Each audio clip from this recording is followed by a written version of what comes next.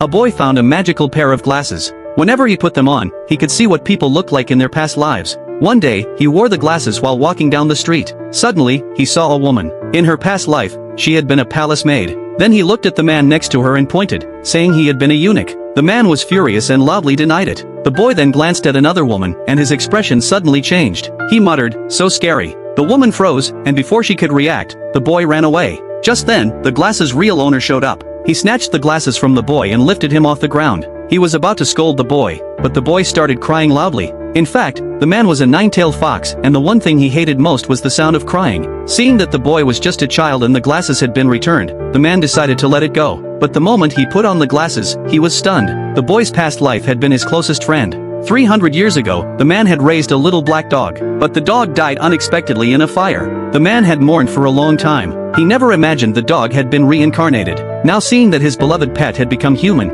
he held back the urge to reconnect and quietly walked away. He didn't want to relive the pain of losing someone again. But no matter where he went, the boy kept following him. Left with no choice, the man took him to eat. That night, the woman from earlier came home from work and found a mysterious package with no name or return address. Inside was the same magical pair of glasses and a card that said, "Put them on and look in the mirror." She followed the instructions. At that moment, she finally understood why the boy had been so scared when he looked at her. 1,000 years ago, she had been a princess who fell in love with the mountain god. But one day, an evil spirit took over her body. The spirit planned to use her hands to kill the mountain god, but the spirit had underestimated the god's feelings. During the fight, the mountain god said the woman meant nothing to him. In truth, the woman had been bait. The god had used her to lure the spirit out. Then he stabbed her with his sword. Now, staring at the image in the mirror, the woman couldn't hold back her tears. In this lifetime, she didn't know why the mountain god had come close to her again. If you were her, would you forgive the mountain god this time?